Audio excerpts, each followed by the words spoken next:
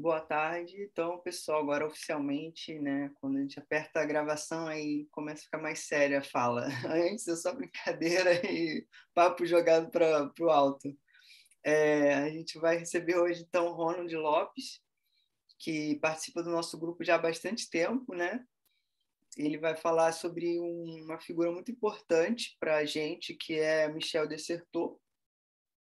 Ele foi um jesuíta, historiador, teve com Lacan na construção da Escola Freudiana de Paris, enfim, tem um teórico da mística, né, historiador da espiritualidade. Então, uma figura realmente muito significativa para nossas pesquisas. E o Ronald, então, vai apresentar um pouco dele. O Ronald é doutorando em História pela UERJ, mestre licenciado em História pela Unirio, especialista em Ciências da Religião e teólogo. Além disso, também é bombeiro, né, Ronald? Nós nos falamos aí por ocasião da tragédia de Petrópolis, pela qual eu queria te agradecer também publicamente aqui no grupo, né? Todo o suporte que você, enfim, de alguma forma ajudou a gente naquele momento tão duro, né? Então, sua palavra, aliás, a palavra agora está contigo e enriqueça a nossa tarde aí com um grande, difícil, né? A gente partilhou um pouco das dores de ler. Eu estou lendo esse Lugar do Outro, História Religiosa e Mística, para fazer uma resenha. Confesso que está fazendo um esforço significativo. Quem sabe você me ajuda a terminar esse trabalho. Beleza, Bruno. Eu que agradeço a oportunidade aqui, né, Bruno? Poxa, eu fico muito honrado de estar aqui nesse grupo falando, assim, claro, a gente, quando pode, está sempre contribuindo com o grupo, com leitura e comentários, mas nesse trabalho aqui eu fico bem lisonjeado, tá falando para um pessoal que estuda mística, né? Estuda experiência religiosa, é muito interessante. Também quero te agradecer, né, Bruno? Assim, foi realmente uma o que a gente pode dizer, uma coisa assim bem angustiante, né? Lá aquela tragédia de Petrópolis. Então, fui acionado lá com outras equipes, né, da pessoal do Operações de Salvamento de Desastre, né, que é uma equipe especializada dentro do Corpo de Bombeiros para poder avançar.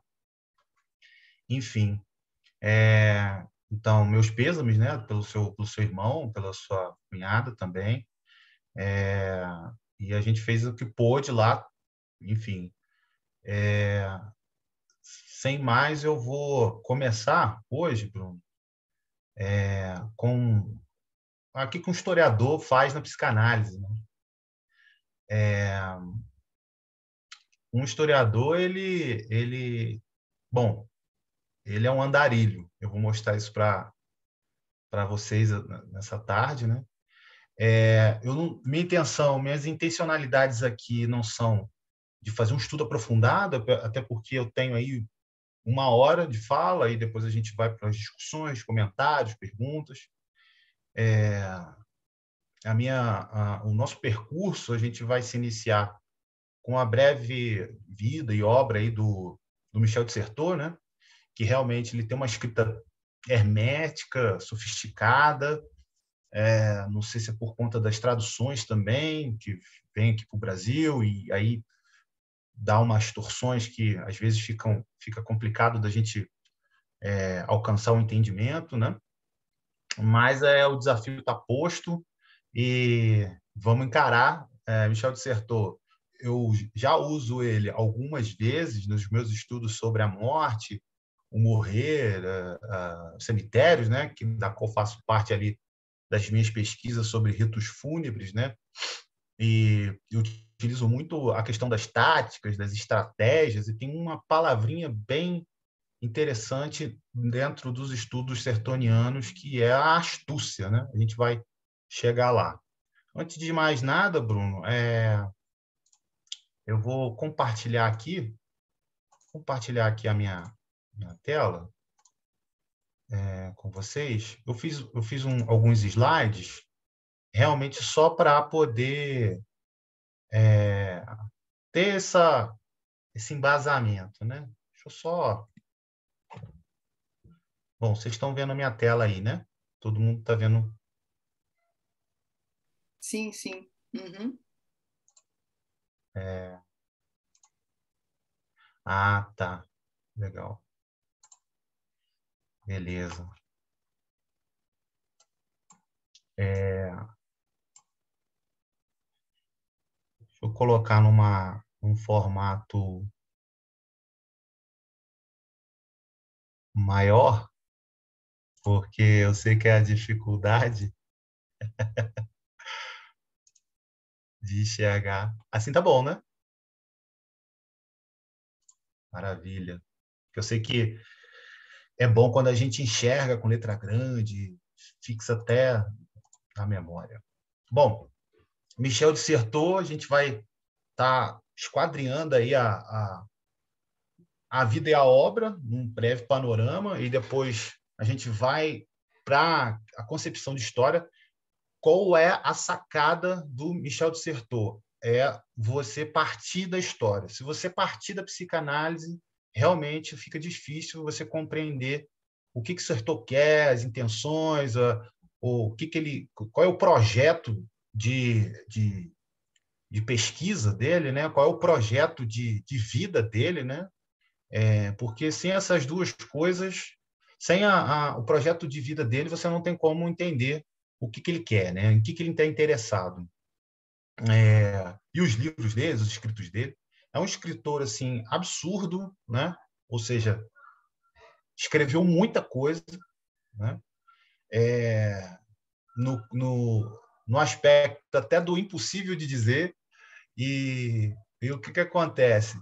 Só que essas chaves que a gente vai fornecer aqui agora são chaves que realmente você vai encontrar portas que não abrem para o entendimento do setor, mas tem outras portas que abrem, né? Então, é isso, essa é a nossa intencionalidade de hoje, fornecer chaves para entender pelo menos alguns aspectos do Michel de Certeau.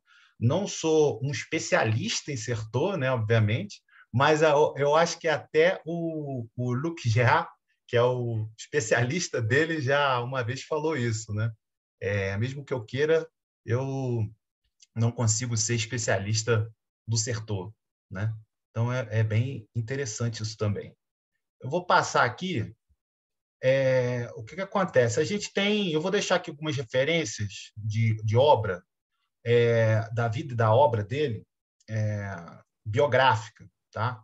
Na esquerda, do lado esquerdo superior, a gente começa aí com a François Doss, né? A François, ela vai chamar ele, né, de o andarilho ferido, le marché blessé, né? O que acontece? Ela vai estudar a obra do Certeau, né, a vida dele, e vai chegar à conclusão de que ele realmente não se pretende fazer uma epistemologia, o Certeau, né, mas ele caminha, né, pelas variadas disciplinas. A gente vai ver que ele tem uma formação vasta, né?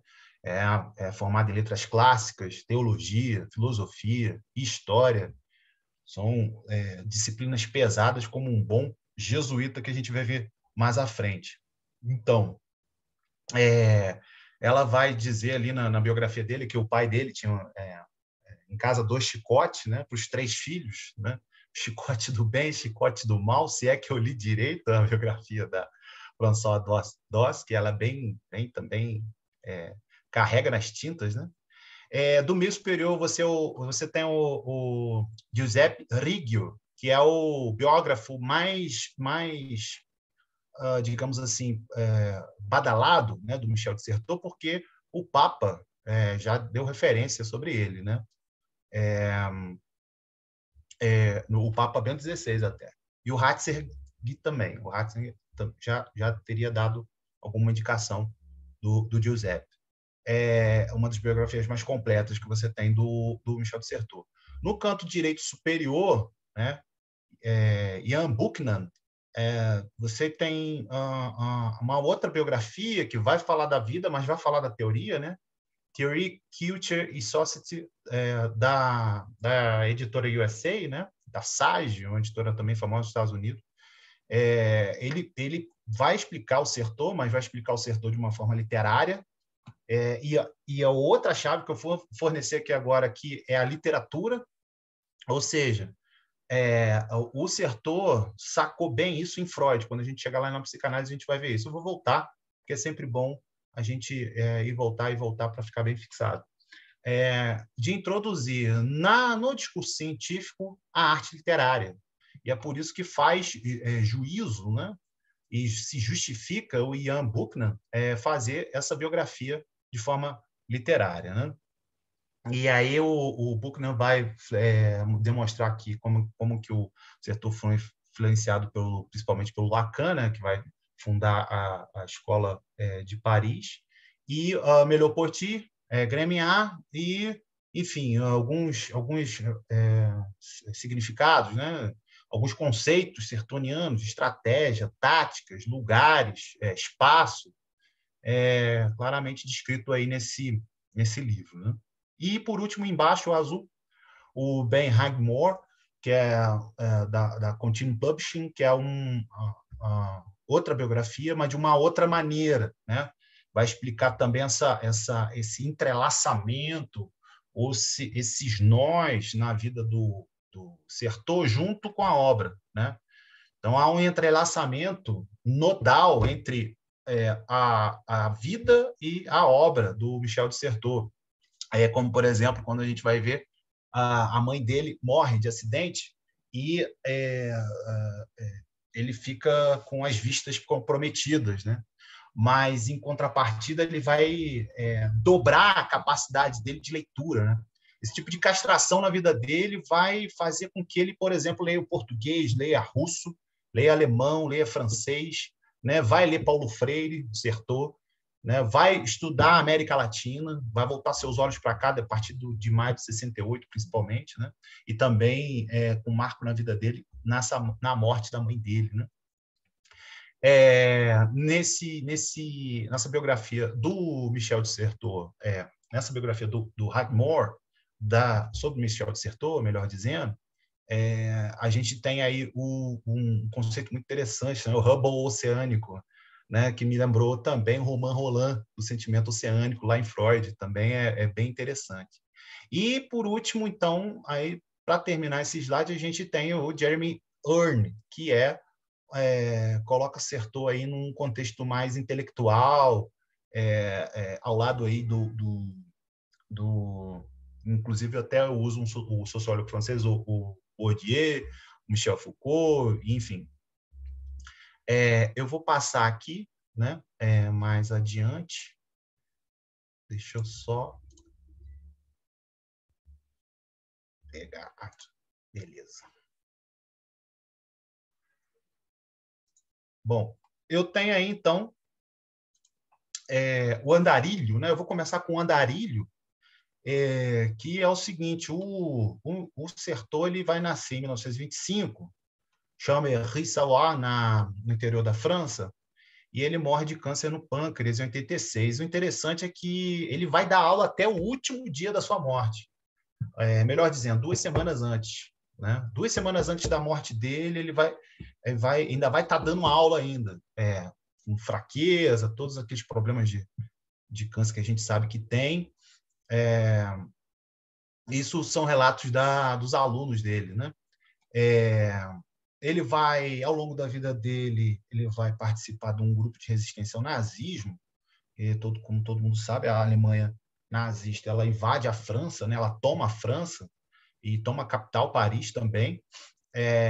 E ele vai fazer um grupo de resistência ali. Inclusive, ele tem um episódio que ele quase se esbarra com o Dietrich Bonhoeffer, né? Que fez parte da resistência ao nazismo, mas dentro da Alemanha. Já o Certeau está fora. E aí havia a comunicação de resistências, né? Enfim, isso também está na biografia que eu indiquei lá em cima. Então, a trajetória de formação é muito vasta, né? Ele vai fazer o seminário dele de letras clássicas Issy-les-Moulineaux, que é um seminário jesuítico, né? E dali ele vai virar historiador, filósofo, enfim. O Marc Augé, que é um filósofo, né? No artigo que ele escreve junto nesses ensaios do Luc Gras. Luc Gras é o principal estudioso do Certeau também, né? Não só biógrafo também, mas é o principal divulgador, né? A Luc Gras, ela faz uns ensaios em que ela chama o Marc Augé, que vai escrever sobre Certeau o seguinte, o Marc Augé conheceu o Certeau, né? Uma inteligência sem medo, sem cansaço e sem orgulho. Isso é uma citação bem interessante também, né?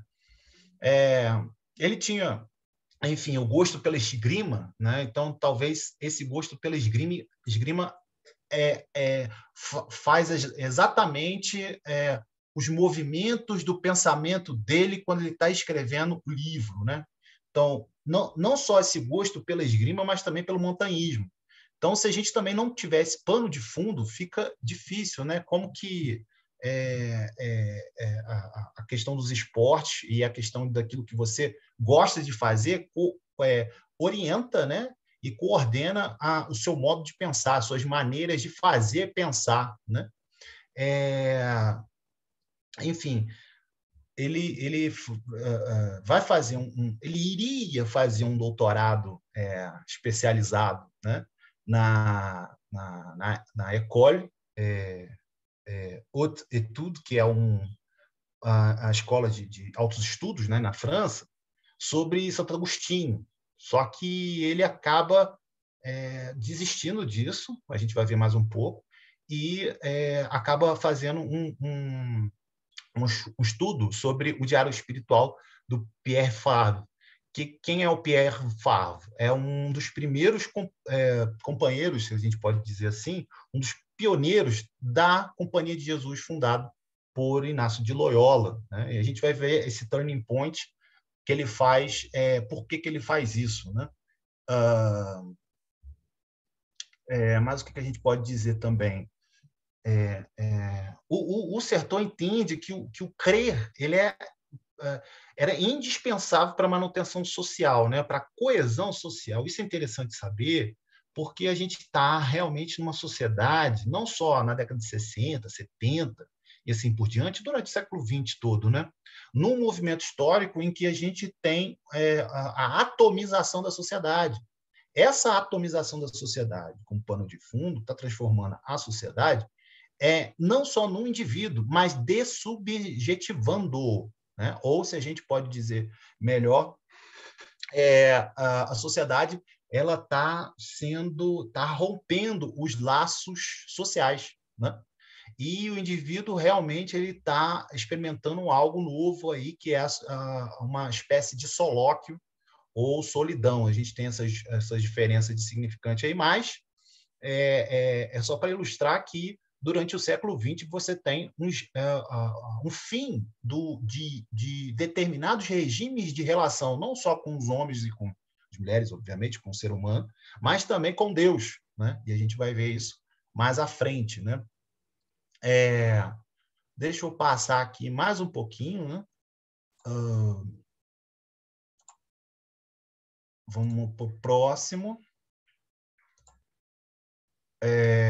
Bom, 1944, ele ingressa no seminário da Saint-Sulpice, da Companhia de Jesus, então, portanto, ele era um jesuíta. Ele já era um jesuíta de formação antes, mas agora ele está institucionalizado, né, no seminário de Saint-Sulpice, e lá dentro ele conhece, então, o padre, né, Henri de Lubac.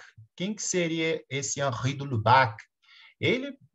Esse homem, enfim, não tem como você passar na teologia sem falar de Henri de Lubac, na teologia principalmente francesa, né? Enfim, ele vai escrever aí o La Drame l'Humanité, que é o drama, né? A trama, a história dramática do humanismo ateu, né? Vai analisar aí as obras do Feuerbach, do Marx, do Nietzsche, inclusive do Comte, passando por esses filósofos, e vai concluir aí o Dostoiévski, né? Ele vai ler Dostoiévski também junto com essa corrente filosófica, né? E aí vai dizer que o Dostoiévski é o antídoto do ateísmo. Isso é muito interessante também, né? Enfim, o Michel de Certeau vai ter contato com Henri de Lubac, não só como professor, mas também como pesquisador, né? Só para a gente ter uma dimensão do Henri de Lubac, ele foi juntamente com o Ratzinger e o von Balthasar, que vai estudar a questão cultural, um parecer dentro do Conselho Vaticano II e depois também, né? Tanto é que não é à toa que João Paulo II vai nomeá-lo cardeal Henri de Lubac, né? E aí, enfim, tem ligação com Jacques Maritain, mas vamos continuar. O que acontece também com o Certeau? O Certeau está assistindo tudo isso, né? O Concílio do Vaticano II, a revista Christus, que é uma revista de ordem jesuítica, né, inaciana, ele vai escrever para essa revista também, né? Enfim, eu vou passar aqui, depois deixo até os links para vocês. Deixa eu ver o que a gente tem aqui. Sim. O que acontece? Esse livro aí eu achei na estante virtual o compêndio da revista Christus, né, dos escritos do Michel de Certeau, os artigos, né, que o Michel de Certeau escrevia para a revista Christus. A gente sabe que os jesuítas foram a primeira ordem, ou uma ordem secular, e foram os primeiros a adotarem a psicanálise, né? Mas isso causou uma controvérsia muito gigante, né? No meio teológico, no meio psicanalítico também, no meio histórico também, né? Porque os jesuítas na França, os jesuítas psicanalistas, ainda que tem alguns, a gente vai ver mais à frente, poucos, né? E dos poucos eles não vão ser aceitos, né? Tanto por psicanalistas como também pelos teólogos, né? Um motivo, o motivo mais claro seria a psicanálise, em última instância, na mentalidade francesa, ela vem da Alemanha, né? E a gente sabe que as escolas de pensamento, tanto da Alemanha quanto da França, elas são inimigas políticas, né? Por causa das guerras do século XIX, né? Foram, enfim, um fomento muito de guerra. E aí, um jesuíta, e aí sendo psicanalista ainda, isso vai causar um transtorno, né? Então, na França, a gente vai ver que na França, como é que a psicanálise vai entrar, né? Primeiro, ela vai entrar, eu vou repetir isso mais na frente, mas ela vai entrar por duas vertentes, na verdade, três, né? Ela vai entrar pelo movimento surrealista, que a gente vai ver mais à frente, e pelo movimento literário. E a terceira via que ela vai entrar na França, que a França realmente tem uma resistência ali histórica com a psicanálise, pela Companhia de Jesus, pelos jesuítas, né? Principalmente a psicanálise freudiana, né? Justamente por conta dessa guerra de escolas de pensamento, né? E aí, quer dizer, a Alemanha, nessas guerras do século XIX, que são guerras imperialistas, né, franco-alemãs, essa rivalidade, principalmente ali após os anos 70, de 1800, né, 1870, 1880, você não vai ter uma comunicação entre essas duas escolas de pensamento, né? Como eu disse, a via literária vai ser a via em que a psicanálise vai entrar na França, com André Guidet e Jacques Rivière, que é não são psicanalistas, né? Mas são literatos, né? Dois dados aqui que eu posso dar bem contundentes aqui sobre essa resistência, né? Tanto na França como também na teologia, a psicanálise entrar na teologia, né? Ou ao contrário, a teologia entrar na psicanálise, ela advém também desse movimento da modernidade, de resistência, que já vem desde o final do século XIX com a bula Silabus, né? Que você tem aí para demonstrar isso, né? Para eu demonstrar essas resistências que a teologia sofre, você tem 2 dicionários. O primeiro dicionário é o dicionário de teologia católica, né? do Vacan e do Mangenot, né? Eu acredito que vocês já conheçam aqui. E esses 2 dicionários são dicionários enormes, né? Que tentam aí abranger os significantes assim máximos dentro da teologia, né? O amplo, né? Você tem aí 30 volumes, 15 tomos, é uma coisa descomunal. E o verbete de psicanálise, quando você abre o dicionário, você vai ver lá que só tem metade de uma coluna, né? E se você for para o verbete Freud, você vai ver que ele vai ocupar apenas 1/3 da coluna.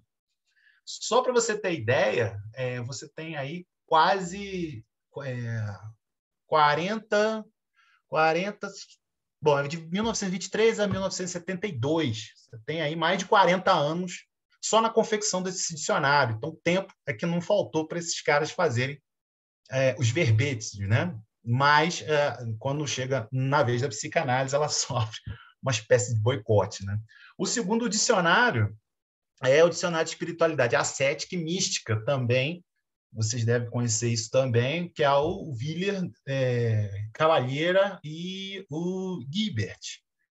São esses 3 autores que são jesuítas, mas não são psicanalistas, né? Eles também vão fazer esse dicionário, vão coordenar esse dicionário, né? Porque são vários autores, de 16 tomos e 20 volumes, quer dizer, de 1935 a 1995, então você tem aí mais de 50 anos para fazer esse dicionário, você simplesmente não tem o verbete de psicanálise. Só isso que acontece. Simplesmente, se você vai lá no P do dicionário, você vai lá, olha, não tem o verbete psicanálise. Você vai encontrar o verbete psiquismo e vida espiritual, né?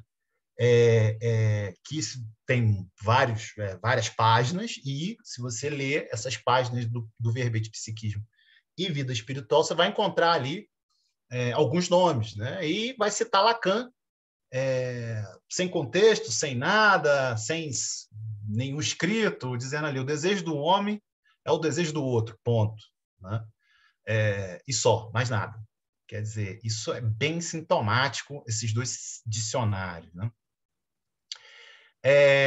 E aí, o que acontece? Eu vou passar, acho que é importante a gente marcar o desejo aqui da gente saber sobre essa ausência na França, e principalmente o interesse de Michel de Certeau dessa ausência, né, sintomática da psicanálise atrelada à teologia, né? Porque o que eu estou dizendo aqui são dos próprios jesuítas, não é? Esse sintoma coletivo, né? E aí, os trabalhos dos jovens da Companhia de Jesus, eles começam trabalho de história, né? Eles começam, mediante a isso, a querer saber qual é o sentido, então, da Companhia de Jesus histórico, né? Para aquele momento. Veja, o sentido do trabalho dos historiadores é para aquele momento, né? E é por isso que eles vão começar a ver como que foi criada lá no século XVI a Companhia Jesuíta, né? do Pierre Fabre e do Inácio de Loyola, né? Deixa eu passar aqui mais um pouco. Bom, então, o Michel de Certeau participa na escola freudiana de Lacan na França, né? Na década de 60. A gente sabe que Lacan se desliga aí da instituição que ele fazia parte, né? Do IPA, e vai formar uma escola freudiana de Lacan em Paris, né? E também você tem, junto a isso, a criação da revista Etuve. Essa revista Etuve foi uma criação justamente para você juntar teologia com a psicanálise, né? E enquanto no mesmo ano você tem realmente o acidente lá da mãe do Michel de Certeau, e ele acaba sendo afetado pelas vistas. A partir de 67, então, nesse mesmo ano, ele passa a ser, junto com a criação da revista Etuvi, ele vai escrever em cima dessa revista, ele passa a ser mais engajado, né?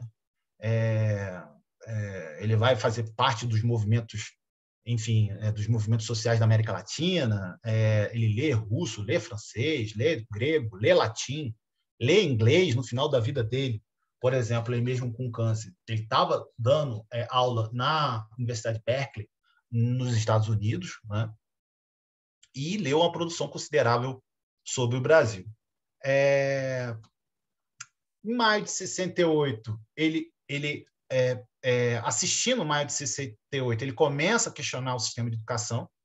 Para quem não sabe, o maio de 68 vou citar aqui A Brecha, do Edgar Morin, que é o livro mais que explica melhor isso, né? Edgar Morin e Castoriadis, que é o livro A Brecha de 68, que vai maio de 68, A Brecha, o nome do livro, que vai explicar melhor. Mas basicamente é um movimento enorme, gigantesco.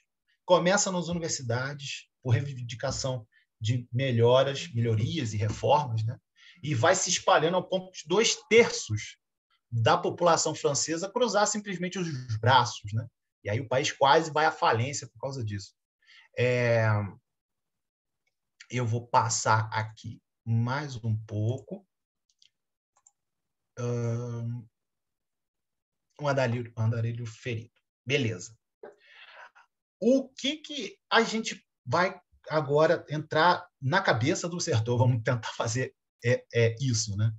Qual o lugar da escrita? O que os historiadores fazem quando fazem história?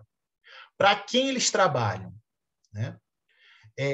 Essas questões, justamente mediante uma crise que se instala na Companhia de Jesus, vão impulsionar Certeau a entender o que a história faz, né? Institucionalmente, ele também está ligado à terceira geração de análise, que também é um movimento de renovação, digamos assim, com Legoff, Pierre Nora. Pierre Nora vai convidar também o Certeau para escrever alguns ensaios. O que vai acontecer aí? Ele parte desses questionamentos, né? Esses questionamentos é que impulsionam, né? Ou seja, o que a história faz? Aí agora que a gente começa, aí depois de uns 20 minutos, a gente começa a entrar nessa questão. A historiografia, a partir de um saber específico, ele começa a sacar isso. Bom, qualquer um pode fazer história? Sim, mas o saber é específico, ou seja, existe uma especificidade aí. Existem regras aí. Você não pode fazer de qualquer maneira, né? Eu vou mais ou menos diferenciar essas duas coisas, que é cultura histórica, né, e cultura historiográfica. Cultura historiográfica está lá no livro A Escrita da História, né? O que seria cultura histórica? Cultura histórica, então, seria as representações que a sociedade estabelece para o passado, ou seja, como que as sociedades de hoje olham o passado. Olham o passado de uma forma romântica, de uma forma idealizada, né? Um passado idealizado. Olha a história com uma forma derrotista, ou fatalista, ou fanista. Isso tudo são representações, tá? Isso é cultura histórica. Agora, cultura historiográfica, não. Cultura historiográfica, que ele vai escrever, o que é cultura historiográfica? Nesse livro, né, A Escrita da História, o que acontece na cultura historiográfica? Toda vez que você coloca no papel a voz da alteridade, né, ele vai dizer o seguinte, olha, ele vai começar no livro ali com uma cena do Américo Vespúcio, enfim, toda vez que você coloca no papel uma alteridade, você faz um ato colonizador. Ou seja, você só pode escrever a história através de um discurso. Por quê? Porque esse discurso, ainda que ele tenha... existe uma perda, né? Ou seja, existe o real e existe o discurso. Do real para o discurso existe uma perda por conta desse ato colonizador de você escrever sobre o outro, que ele não existe, né? Então, ao falar sobre o outro, você inviabiliza, você invisibiliza, na verdade, um aspecto da vida dele. Ele quando você escreve o passado, é revelador? É, mas tem um sentido colonizador, porque é você que está escrevendo. Tá?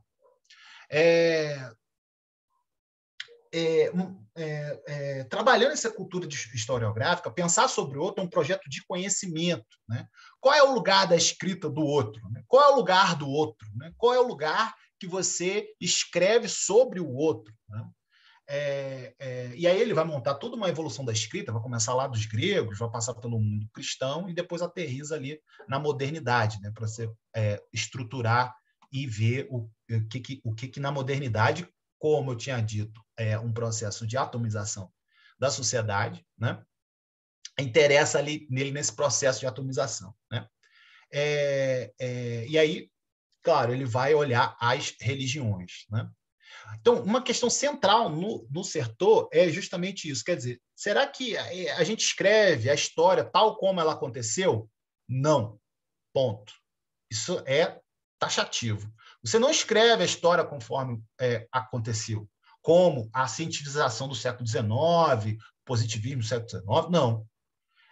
A escrita da história, ela é produzida num lugar social. Esse é o ponto. O ponto do Sertor é um lugar. E aí, nesse caso, a gente pode dizer que é o lugar, a gente pode dizer que é nas universidades, a gente pode dizer outros lugares também. A gente pode falar que é na sua casa, enfim, até lugares psíquicos também a gente pode falar assim dessa forma. Mas a escrita da história sempre é escrita num lugar, né? São os cursos de história se produz com base num juízo ético disciplinar, né? Você tem regras, você tem um regime disciplinar, um campo disciplinar, né? Ou seja, a formação de um saber, né? Então, o que os historiadores fazem quando fazem história? Para quem esses historiadores trabalham? Né? Eles trabalham dentro de regras, dentro de um saber, dentro de uma disciplina, e é sempre assim. Qual é a relação entre o real e o discurso? Quer dizer, quando eu escrevo o passado, vamos botar sobre o tempo, né? Eu vou botar dessa forma. Quando eu escrevo sobre o tempo, qual que é a relação entre esse tempo e o que eu estou escrevendo? Ou seja, a minha relação é sempre presente, é sempre atualização, é sempre de atualizar, né? A escrita e a história então estabelecem uma relação porque são coisas diferentes. Uma coisa é você escrever sobre o outro e ter essa perda e um ato colonizador. A história é o quê? É você saber a relação entre essa escrita e o real. Né? Qual a importância da escrita? Né? Por que a sociedade sente a necessidade de criar um lugar para o passado, né? Em forma de narrativa? Também essa expressão muito sertoniana, narrativa, né? A escrita do Ocidente, a partir do século XIX, alia seu sentido que quer se colocar capaz de representar o passado tal como ele foi. Mas isso não tem como. Né? Isso realmente não tem como. Tanto é que ele vai se apropriar do Paulo Freire e vai falar, todo ato de escrever é um ato político, por causa disso. Aí ele vai se apossar do Benedetto Croce, que é um historiador, né? Também. Vou passar aqui para vocês verem os livros. Deixa eu falar aqui uma coisa antes. Lá, são representações que a sociedade estabelece com o passado. Então, cultura histórica, está aí o quadro da primeira missa, mas essa primeira missa não é do século XV. Esse quadro é do século XIX. Né? Então, quer dizer, o quadro que foi feito. Né? Quer dizer, só para eu poder acabar de explicar esse slide aqui. Passando aqui, lá, o lugar, ele vai se apropriar do Hartog, do Paulo Freire, do Benedetto Croce, né? Que a história é a história contemporânea, toda a história do tempo presente, né? A escrita da história ela é esclarecedora, por quê? Porque nasce do desejo de conhecer, né? Não no desejo do passado, mas do desejo do presente, né? O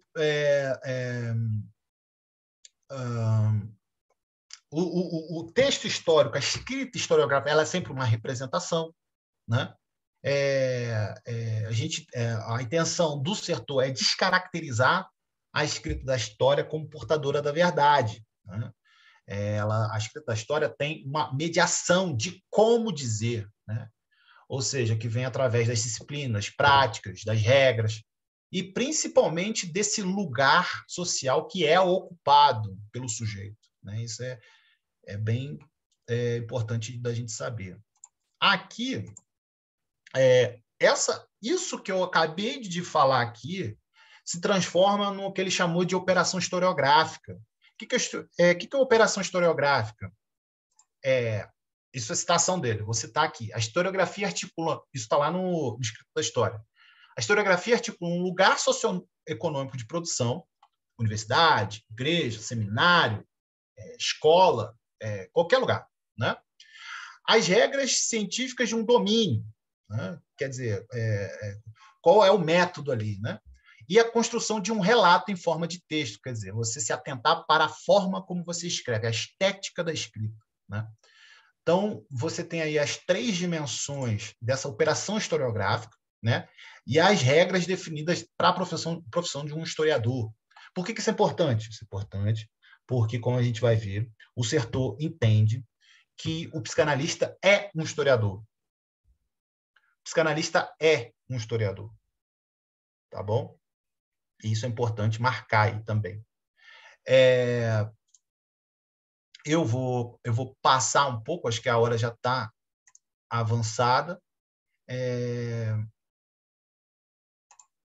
Aqui. Bom, qual é, então, o que o Sertor tem em relação à religião, né, e à psicanálise?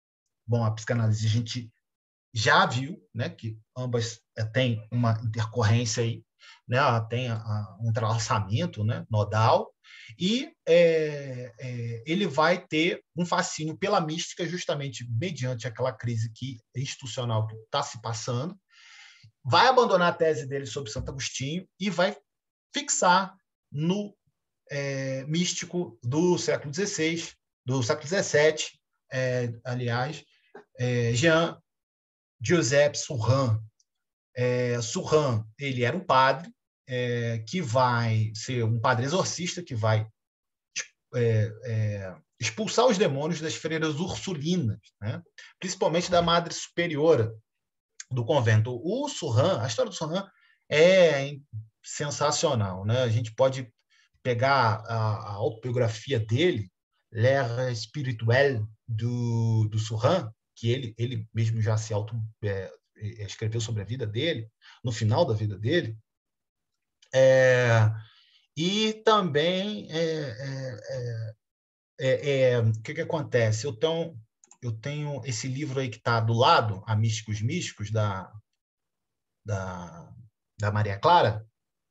Ela lançou agora há pouco tempo, né? Vocês viram o lançamento também, alguém acompanhou o lançamento desse livro, e ela vai tratar do verbete do Surin, né? Ele vai dizer que o Surin é um místico sombrio, mais profundo, né?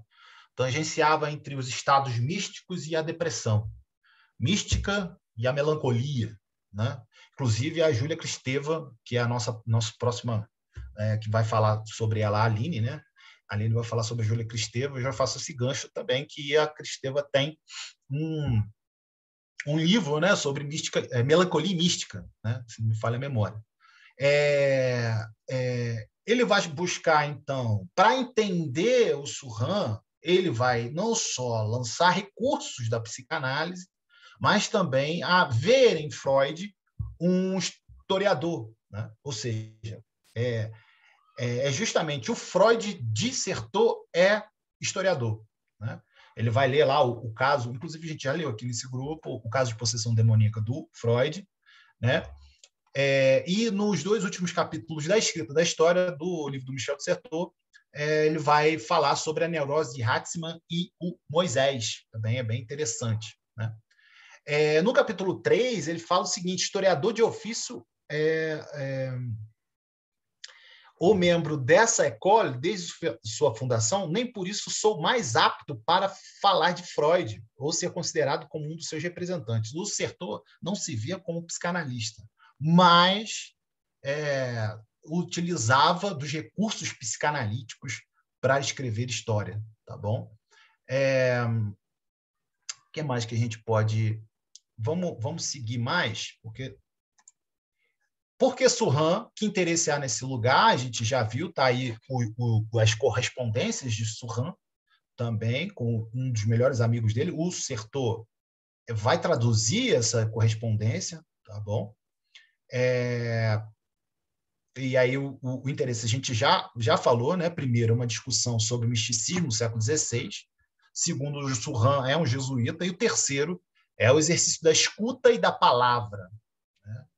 Ou seja, quando o Surran, a gente vai ver a história, eu vou repetir de novo, não tem problema. Quando o Surran ele expulsa os demônios lá das irmãs ursulinas, e principalmente da Madre Superior, a Jeanne, ele, à medida que ele vai expulsando, existe uma transformação, uma transferência ali. Ele se utiliza da transferência para não só expulsar essa possessão, mas também vai ficar calado por 12 a 13 anos ou por 20 anos, o Surran, né? Então, o que acontece? O Surran dissertou que ele fazia uma dissociação entre o outro e o outro que se produz pela linguagem, né? Ele vai dizer, o outro não é o discurso do outro. Essa relação transferencial é uma relação dialógica, né? Por isso que eu fiquei, quando eu descobri, né, algum tempo atrás, que o Certeau leu Paulo Freire, e o Freire justamente, não trabalha tanto com dialética, mas com a dialógica, aí que eu entendi essa associação, né? E aí, deixa eu passar aqui que eu vou falar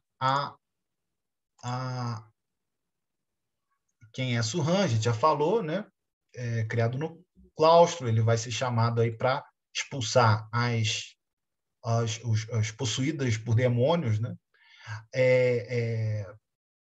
Ursulinas, e Surran vai ser enviado aí para Loudun em dezembro de 34 para poder fazer só a Jeanne d'Ange que ficou possuída, né? Foi a única que ficou, e aí ele volta justamente para fazer essa relação transferencial mística com a Jeanne, né? E o Orizado fez uma oferenda para ser possuído por algo que estava na Jeanne. Isso também é uma relação de analista, né? Eu coloquei transferência mística, tá, gente? Mas eu posso estar arriscando aqui. Eu vou falar sobre essa citação, né? Deixa eu só ver aqui. Durante meu ministério, isso é o Surran falando, tá? Tá traduzido pelo Michel de Certeau. Durante meu ministério, o diabo passou do corpo da pessoa possuída e entrou na minha. Ele escreveu a um amigo, o pai jesuíta Aquildono. Surran acreditava que o diabo particularmente odiava as carmelitas e que a relíquia da Santa Teresa que ele tinha usado para poder expulsar os demônios das irmãs não estava funcionando com a Jeanne, né? E aí ele fez esse pacto de, olha, se você pode sair dela para entrar em mim, né? Para a gente poder ficar mais claro e mais didático aqui. E aí ele consegue. E aí ele fica por 20 anos depois disso, alguns relatos são 12, outros são 20, de que ele fica sem falar, né? Só se correspondendo por forma de cartas, né? A possessão, isso é uma citação do Certeau, a possessão não comporta uma explicação histórica. Isso é bem importante, tá, gente? Isso é muito importante. Porque nunca é possível saber quem está possuído e para quem. O problema surge precisamente do fato que Existe algo de possessão e de que o esforço para se livrar dessa situação consiste em adiá-la, recalcá-la ou deslocá-la, aulhures, de uma coletividade para um indivíduo, do diabo para a razão de Estado, do demônio para a devoção. A gente vai ver mais à frente que eu tenho uma hipótese ali lacaniana sobre essas possessões, né? Que é o gozo místico ou o gozo do outro, o gozo outro, que a gente vai fazer essa diferenciação lá na frente. Tá?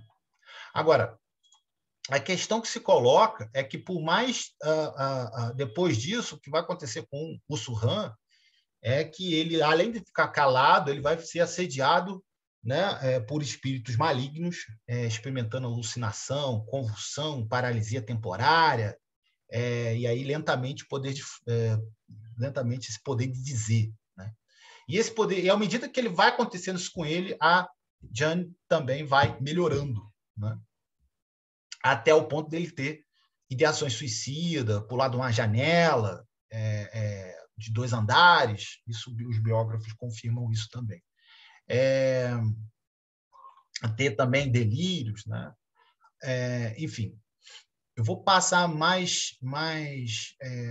vou seguir um pouco mais, porque a gente tem os 3 registros, né? Que aí o Sertor vai explicar o que está acontecendo, não só no ponto de vista, não é do ponto de vista estritamente histórico, mas psíquico, né? E inconsciente, né? Cada uma das interpretações que balizam a circulação da narrativa é uma forma de compreendê-la e, ao mesmo tempo, um revelador do grupo que, durante um instante, encontra o jovem ou o pastor no seu caminho. Não há história, além de revista e corrigida. Ela procede à mistura dos aspectos recíprocos de uma conversa, com vários interlocutores. Ela é, ao mesmo tempo, nossa leitura de Surran, sua leitura do acontecimento e nossa compreensão do presente, através de uma relação com o outro. Ocorre simultaneamente nesses 3 registros. Ou seja, toda essa narrativa que eu falei de Surran não é o tal qual como aconteceu, né? Mas ela responde à atualização do que é o passado, né? É aquela hipótese que eu tinha falado antes, aí por mais de 20 anos, ou 12 ou 13, enfim, foi atormentado, assediado por espíritos malignos, experimentando alucinações, convulsões e tal. Tá. O que acontece? Quando a gente... eu vou levantar uma hipótese lacaniana aqui, a diferença do gozo outro e do gozo do outro. O gozo outro seria um gozo místico, né? E aí a gente pode fazer essa diferenciação quando a gente vê lá o Schreber, né? Quando tem um surto psicótico e atribui Deus, ele acaba casando com Deus, e essa intrusão abusiva acaba entrando num lugar de sofrimento, né? E já o Surran se refere a uma transferência mística que se deu no episódio do exorcismo, e aí a gente pode falar de gozo outro. Assim como também São João da Cruz, no casamento com Deus, né? Assim como também o erotismo de Santa Teresa d'Ávila, o céu de Dante Alighieri, no Divina Comédia, né? A gente pode falar até na Bíblia hebraica, Débora de Juízes, que acontece algo ali também, e quem sabe até de Maria. Eu estou colocando uma outra deixa aí, porque eu sei que vai ter nesse grupo aqui uma palestra sobre Maria. Então, eu já estou deixando enfim, uma brecha aí. Continuando a história sertoniana, para a gente fechar, já estou fechando, já estou indo já para os finalmente. Essa ficção científica funciona como outras heterologias. O que seria isso? Quer dizer, quando eu escrevo a história do Surran, eu não estou escrevendo tal qual como aconteceu, mas eu estou se utilizando de ficção do presente para poder entender esse passado, né? Claro que Sertor está inspirado ali no Lacan, onde Lacan diz que a verdade tem estrutura de ficção, né? Quer dizer, ele está se utilizando desse axioma, né? As indagações sem tratamento técnico retornam como metáfora narrativa, né? Ou com metáfora narrativa. O Freud o Freud dissertou, né, reintroduziu a arte literária na narrativa científica, né? Ou seja, para o Sertor, a psicanálise ela realmente vai trabalhar no registro da história com os pacientes. Como? Né? Se uma vez que você não temos exposição fora do mundo, você só pode ter, só pode aprender o mundo no Dasein heideggeriano, né? No Seraí, né? E para criar distanciamento na relação com esse mundo, essa relação subjetiva posicional, você é obrigado a introduzir hipóteses ficcionais, né? E por conta dessa estrutura que o Sertor vai criticar essa história, uma história crença, né, que ele vai falar. Lembrando aí que essa história e psicanalista que se confunde dentro do set analítico, né? Os pacientes vão fazendo o quê? Vão fazer uma espécie de lembração, né? Que se confunde aí com o próprio processo transferencial no set analítico. E aí você tem a construção dessa história aí que acaba tendo um sentido de transformação do desejo, né? Que é o fim o fim de análise, esse o recurso último, né? do topos da análise. Deixa eu passar aqui para a gente ir mais à frente. Texto encomendado da morte de Lacan, está no História e Ficção, do Michel de Certeau. Vou passar aqui da crítica a Lacan para a gente poder ter um pouquinho da nossa conversa, né? Eu ia até explicar... Pode falar, Ronald, pode falar, esse tema aí interessa. Tá bom.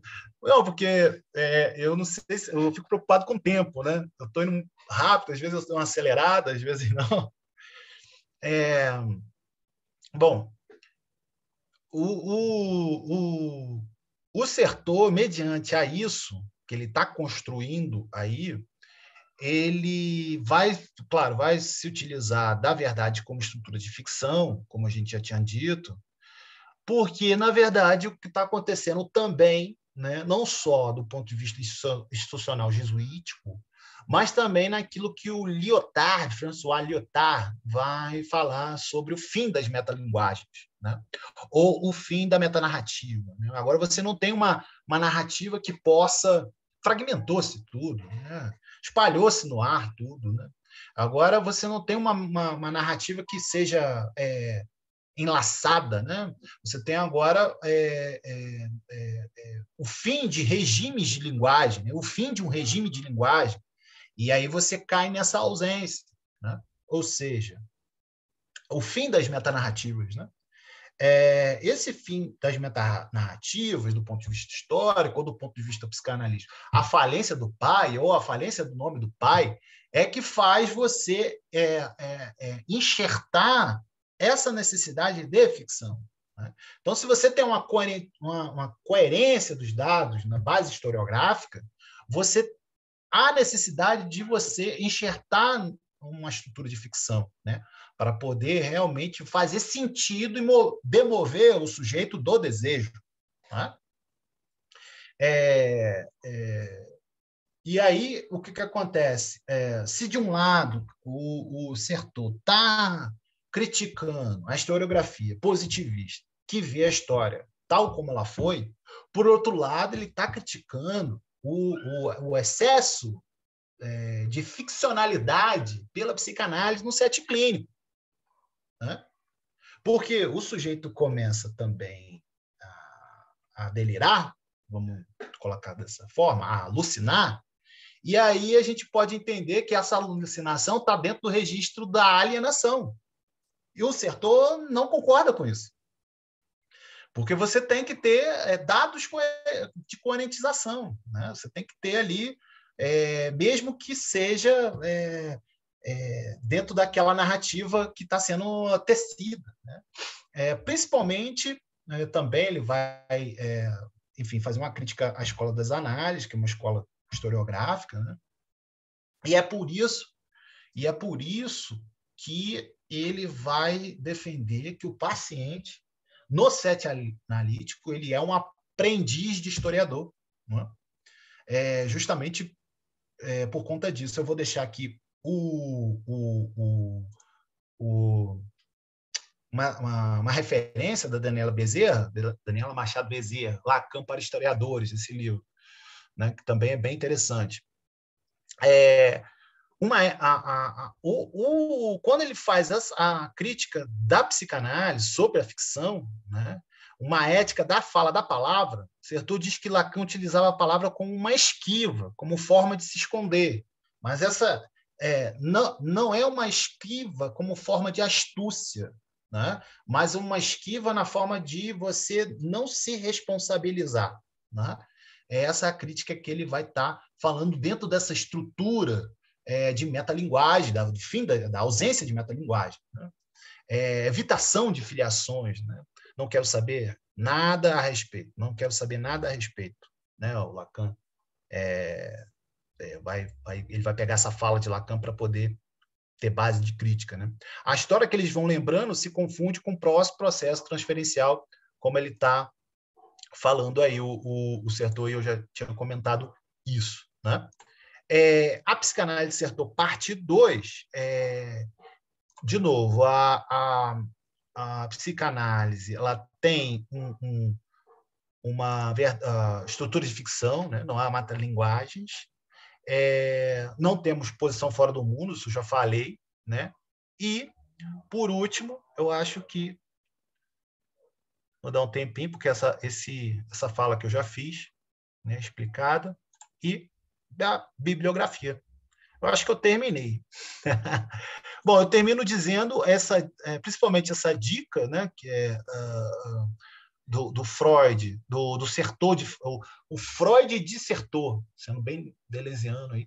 O Freud dissertou, ele é responsável por reintroduzir a arte literária na narrativa científica com dados, né, dados evidências, né, dados materialistas, né? Isso que eu estou querendo dizer. E essa discussão também estava muito em voga ali com outros, né? Enfim. Eu vou terminar por aqui, Bruno, eu vou jogar para você. Eu agradeço a fala. Se eu fui muito hermético, ou seja lá o que for, deixa eu acabar aqui. Aí. Enfim, a gente vai discutir aí, enfim, vamos ver o que acontece. Eu jogo para você, Bruno. Obrigado, pessoal. Obrigado, gente. Obrigado você, Ronald, por esse panorama incrível aí pela história do Certeau. O Alderon escreveu, Freud dissertou. Eu também ficava capturado por esse jogo, tanto quando eu vi a primeira vez, se eu não me engano, eu fiquei, dissertou o que? Não, é o sobrenome, dissertou. Enfim, muito obrigado, Ronald. Eu queria comentar várias coisas, tentar ser breve aqui. Você mencionou a questão gozo outro, gozo do outro. Eu mandei o artigo aqui com a Denise Maurano, com essa hipótese que ela trouxe para a gente trabalhar a diferença entre São João da Cruz e Schreber, que o Lacan menciona no seminário 3 e no seminário 20. Né? Na tradução, a gente tem, pelo menos na edição das A, gozo do outro, mas aí ela trouxe essa hipótese da gente diferenciar o outro do outro. Né? A gente colocou nesse artigo. Enfim, é um tema para outro encontro aí que dá o que falar. Tem um artigo dela com a Joana Souza também sobre a violência contra o feminino. Aliás, eu não sei se a Luciana já conhece esse artigo, se não, me lembra que depois eu te passo. Eu também, né, você sempre traz muitas referências e abre. Eu joguei lá na revista, mandei aqui Cristos, eu joguei Freud e psicanálise, e aí pronto, apareceu um monte de artigos, e eu estava aqui, nossa, eu mandei só um exemplo aqui, depois de Freud, em que Deus crê. E olha que eu pesquiso esse tema muito, muito, né, 10 anos ou mais, então tem um monte de referências que eu não li, mas ali eu encontrei mais um montão que eu não tinha. Tem muita coisa mesmo ali. Eu queria comentar alguma... a Luciana não tem aqui o artigo, eu vou ver logo o nome para passar para vocês. Quero anotar isso para não esquecer. Artigo da Joana Souza e da Denise. Eu gosto de sempre destacar 3 coisas, né? Vai anotando aí, Ronald, se puder. Bom, primeira coisa, eu queria te pedir uma referência. Você falou Dostoiévski, que é o antídoto do ateísmo, que eu não pesquei. Da onde que é isso? Que eu queria te perguntar. Peraí, eu vou anotar aqui, porque senão a gente se perde. Peraí. Vai Esse falando aí que a é gente. só um detalhe que me escapou. Não, beleza. Não, se quem quiser repetir também, onde eu não peguei, igual o Bruno, assim, pode ficar à vontade, entendeu? Não tem problema. Eu vou botar aqui, que aí depois a gente faz tudo de uma vez. Por favor. Aí você mencionou algo muito interessante, que o psicanalista é um historiador, os pacientes são aprendizes de historiadores. Eu gostei muito e eu concordo com isso, eu acho interessante, acho frutífero as metáforas do Freud sobre como é que chama? Arqueologia. Tem umas partes que o Freud comenta que o inconsciente é como se fosse a cidade de Roma, que tem várias camadas, e é algo impressionante, que é um prédio da Roma antiga e dentro é uma loja Zara, né? Quer dizer, só que o Freud ele fala, ao mesmo tempo é limitadora essa imagem, porque em Roma você literalmente vê camadas e tal, mas não uma coisa sobreposta à outra, enquanto o inconsciente é como se fosse no mesmo lugar, né? Não tem a questão da barreira do tempo e do espaço. E eu lendo isso, eu fiquei, gente, me dá muita impressão de que o Lacan se apoia nisso para fazer toda aquela topologia maluca, entre aspas, né? Que o padre Paul Schweitzer, que é especialista em topologia, ele diz que não faz o menor sentido, né? O que o Lacan propõe na topologia não é exatamente topologia, não é exatamente matemática. Então ele constrói essas coisas, né? E aí eu fiquei me perguntando, né, o que você acha disso, porque eu acho que tem muitos analistas que não gostam mais dessa metáfora tanto da arqueologia, da história, que acham que o Lacan, por estar mais influenciado pelo estruturalismo, que a coisa é mais... tem um termo técnico para isso que eu estou esquecendo, que uma coisa é a linha do tempo, né? Outra coisa é o sincrônico, né? Do momento presente, vamos dizer assim. Então, que o Lacan ele teria trazido um olhar para a psicanálise muito mais assim estrutural do que histórico, né? E tem um artigo, acho que é do aquele discípulo dele, me escapou, né? O que ficou responsável pela Millet, sobre a voz, né? Que o Lacan destacou, ele criticou essa ideia do Freud. Estou aqui em associação livre, gente. O Freud fala da questão das fases libidinais, aí eu já não lembro bem, toda uma discussão, porque uma coisa é o que Freud fala, outra coisa é a sistematização que fizeram depois das fases e tal. E aí o Millet fala que o Lacan critica muito essa noção desenvolvimentista, né? Que primeiro vem uma fase, depois vem outra fase, enfim. E aí ele, quando coloca a questão do objeto, olhar e voz, porque não tem uma fase, não existe a fase da voz, a fase do olhar. Então ele meio que destaca essa ideia de um objeto pulsional relacionado a uma fase. Enfim, estou aqui associando. A primeira pergunta assim, seria em torno disso, assim, psicanalista historiador, né? Que você qual o seu olhar? Você que de fato é um historiador, diferente, acho que pelo menos de mim, não sei dos outros aqui. Tem uma parte nesse livro, O Lugar do Outro, que eu estava lendo ontem, né? Que dialoga totalmente com o que você falou a respeito do historiador lidando com algo ausente, né? Ele fala que a organização do discurso histórico implica que isso tenha ocorrido e tenha deixado de existir. Então, o acontecimento deixou vestígios e o seu desaparecimento permite o fato de uma escrita. E aí ele fala que A historiografia é escrita e não uma fala. Ela pressupõe a extinção da voz. Interessante demais essa questão. Enfim, daria muitas coisas para pensar. Aí, o segundo ponto que eu queria... Esse foi só o primeiro ponto. O segundo ponto que você falou sobre Lacan e os jesuítas, eu me lembrei desse livro, né, que eu sempre recomendo, do Ricardo Torre, Deus Analisado, Os Católicos e Freud. Ele tem um subcapítulo, Lacan, versão católica da psicanálise, e aí ele fala desses 12 jesuítas e os padres lacanianos. Entre eles, Louis Bernet, François Roustan, Michel Desserteau, Daniel Mercadier, Jacques Laberge, François Courrel, Philippe Julien, Denis Vasse, e cada um desses tem uma obra, né? Enfim, alguns eu reconheço mais, outros eu nunca não entrei em contato com a obra deles. E aí ele faz uma hipótese interessante, né? Como explicar que a corrente lacaniana de psicanálise tenha conquistado de forma tão dominante a confiança dos católicos? E que a Roudinesco, em primeiro lugar, teria dito apontado a questão de que a sociedade do Lacan não exigia que os analistas fossem médicos, né? Então, os padres que estudaram filosofia, teologia, alguma outra, em geral, não estudaram medicina. Mas, além disso, ele levanta umas hipóteses bem interessantes, eu queria compartilhar aqui na mesa, né?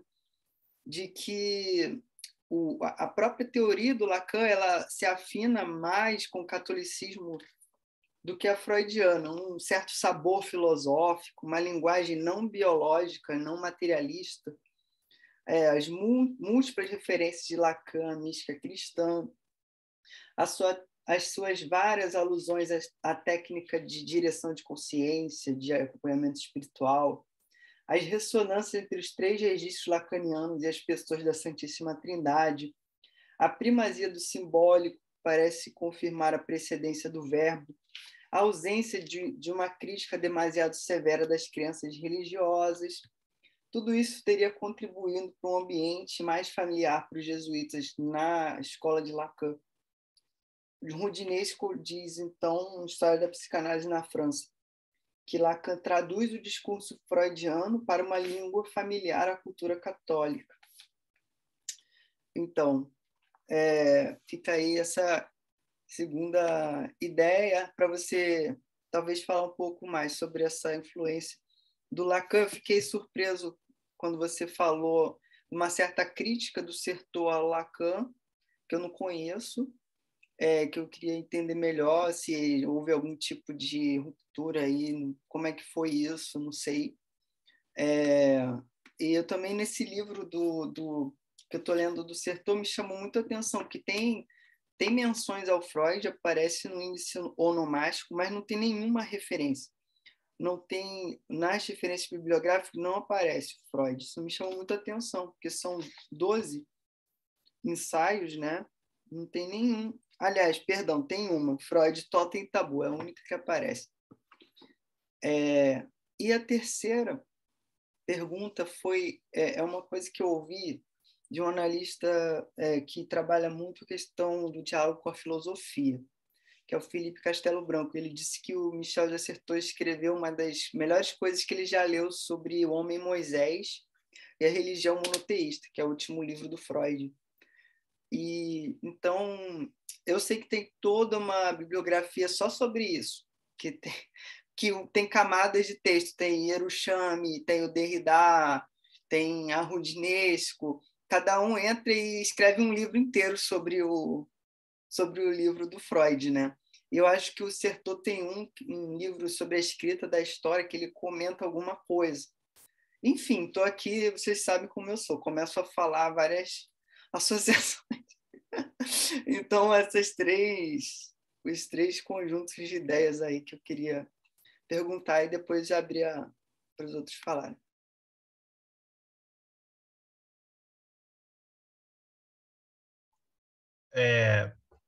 Bom, eu vou devolver alguma coisa aqui, né? Olha, é o que eu sempre falo, assim, a obra do Certeau você entra, é o próprio real. Você entra, você não sai nunca mais. Mas, assim, o que eu posso dizer de alguns pontos, eu vou falar alguns pontos, né, o Bruno, o que acontece? Esse primeiro ponto do Dostoiévski como ateu foi do Henri de Lubac. Eu vou botar aqui para você a referência. Deixa eu só pegar aqui. O Henri de Lubac, ele realmente foi uma influência absurda assim, para o Michel de Certeau, sabe? E foi professor dele, enfim. E aí, tá aqui, ó. Vou colocar esse aqui. Em 44, ele participou do Concílio do Concílio Vaticano II, né? Deixa eu botar aqui no chat, fica melhor.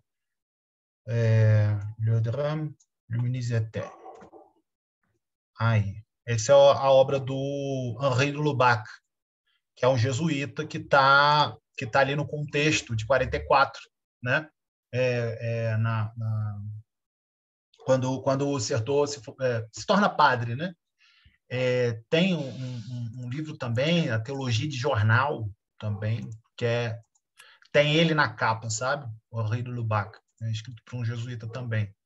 E tem outras referências, que vou botar essa aqui, Carrit du Témoignage Chrétien, que é os Cadernos de Testemunho Cristã. Deixa eu botar aqui no chat, que eu acho que também é uma boa referência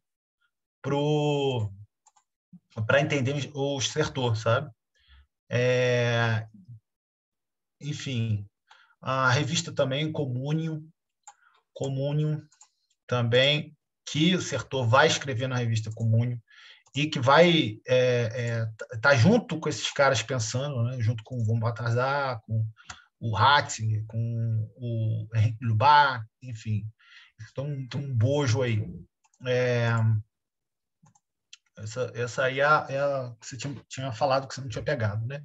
E aí, nessa primeira referência aí é que você tem conforme o Lubac vai... Porque ele passou isso para o Certeau, né? Por isso que eu estou falando isso. Ele passou e transferiu essa tese para o Certeau, né? Da forma como que você vai passando pelos filósofos, os filósofos lá da suspeita, o Nietzsche, o Marx, né? E ele passa para o Certeau essa tese, né, de que o Dostoiévski seria o antídoto para o ateísmo que está ocorrendo enfim, durante o século XX, né? E isso é muito interessante, porque o Freud, a teoria dele, no Dostoiévski, é quase toda. O Freud leu Dostoiévski de uma coisa assim, né? Enfim, Totem Tabu e Moisés, monoteísmo. Você pode, enfim, de A a Z no Freud, você vê Dostoiévski, né? Então, isso é muito interessante mesmo, por isso que eu estou entendendo a sua questão. Passando ali para o psicanálise como historiador, Bruno, então, você vê isso na clínica perfeitamente, assim, a céu aberto, sabe? Na clínica, nossa, porque as narrativas que o paciente vai elaborando, num mal dizer, num bem dizer, enfim, elas são fontes, né? E você realmente faz uma crítica das fontes ali, né? Ao invés de você fazer uma crítica textual em escrita, né, você faz uma crítica textual, uma crítica do dizer, né? Você articula o dizer, o manejo da clínica como psicanalista historiador, claro, nessa forma de lembração que se articula com transferência, tudo bem, mas o ofício do historiador, ele realmente está ali, né? Quer dizer, quando você está diante do nada, o psicanalista está diante do ex nihilo, numa clínica, né? Você trabalha com esse processo de memória, as memórias são seletivas. Pô, qual é essa noção de memória seletiva? O Pierre Nora o mesmo que estava ali querendo cooptar o Michel de Certeau, né? Pierre Nora vai escrever sobre a memória, né? E que a memória ela é seletiva, ou seja, você tem reminiscências, né? Quer dizer, o Pierre Nora é um historiador, não tem nada a ver com a psicanálise. Então, quer dizer, você pega essa concepção de memória, o historiador trabalha com memórias, né? Memórias seletivas, memórias que são factuais, são carreadas de afeto, né? Afeto em deslocamento, afeto em atribuído, né? Afeto de sentido. Enfim, tudo isso que eu estou falando, eu estou no lugar de historiador, não estou nem no lugar de psicanalista, né? Os tempos, né? O paciente vai, volta, vai no tempo, né? Vamos botar dessa forma, ser mais didático. Ele vai, volta, ele fala uma coisa da infância, depois fala uma coisa de agora, depois fala uma coisa, essa coisa caótica que é do real, né? Óbvio. Faz o tempo faz o tempo difuso, né? O tempo diacrônico, o tempo sincrônico, né? O tempo multifacetado, o tempo em camadas, como você tinha falado, mas Essa da língua expressão que eu estava inconsciente. tentando lembrar, diacrônico, sincrônico, é isso aí. Ah, tá. Então, porque você não tem são regimes temporais, né? São regimes do real. Quando a gente faz a clínica do real no Lacan, o que você está fazendo, na verdade, é a clínica dos regimes de tempo, né? Porque para o psicanalista você tem o real, para o historiador você tem o tempo. O tempo é o real, sabe? Então o historiador, sem o tempo eu não consigo fazer nada. Se eu falar, olha só, você que é historiador, Ronald, você pesquisa isso aqui, mas eu não vou te dar quando. Aí eu não vou nem começar a trabalhar, porque eu não tem como. Assim é o psicanalista. Quando o psicanalista pergunta para você, a primeira pergunta que ele faz, ele fala assim, desde quando? Ele está querendo saber o quê? Desde quando? Não, peraí, não, eu vim aqui, enfim, todo aquele trâmite ali e tal, depois de passar daqueles aspectos da resistência, aí, desde quando são esses sintomas? Desde quando? Quer dizer, a mesma coisa, se o paciente não fornecer o tempo, quando, esse marco temporal, o analista não tem como trabalhar. Não tem transferência, não tem nada, não tem. Por quê? Porque é esse regime de tempo que faz o manejo da clínica. Claro, e esse regime de tempo tá implicado a transferência aí nesse regime de tempo, né? Então, é bem interessante quando você faz realmente essa questão. Você falou do Lugar do Outro, né? O Lugar do Outro desse livro é interessantíssimo, eu também estou lendo ali. Apesar do tempo ser escasso, mas eu também estou devagarinho saboreando esse livro, que inclusive até te mostrei, né? Que eu tinha comprado lá na Bienal. O que acontece? Eu assisti... Bom, eu vou começar assim. A voz e o escópico, eles presentificam uma ausência. Posso começar daí. O que eu estou querendo dizer com isso? Que na análise, por que você pode fazer uma análise online? Por que você pode fazer uma análise online? Justamente por causa disso. Porque você tem uma voz e você tem o olhar. É o olhar e a voz que dá o corpo e eu acabo estando aí do teu lado para exercer uma escuta. Por isso que você pode fazer à distância, né? Você pode clinicar online. No Certeau, ele meio que não só... claro, você falou que a escrita... você fez uma citação dele falando que a escrita é a extinção da voz.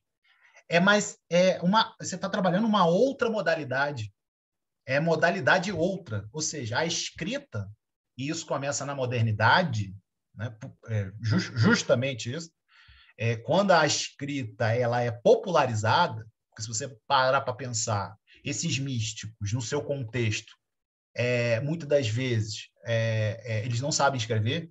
O Soran sabe, mas assim, é exceção à regra, né? Porque a escrita não está popularizada. Idade Média ninguém sabe escrever, né? Não tem né? Então, na modernidade, a escrita ela dá lugar à voz, né? Ela extingue, sim, mas também dá lugar à voz. Então, é por isso que a literatura vai fazer uma função de presentificação na ausência, né? É por isso que Lacan está dizendo, olha, a verdade tem estrutura de ficção, que ele está se utilizando um gênero literário para presentificação, sabe? Para ocupar essa ausência. Né? Você falou várias coisas, cara.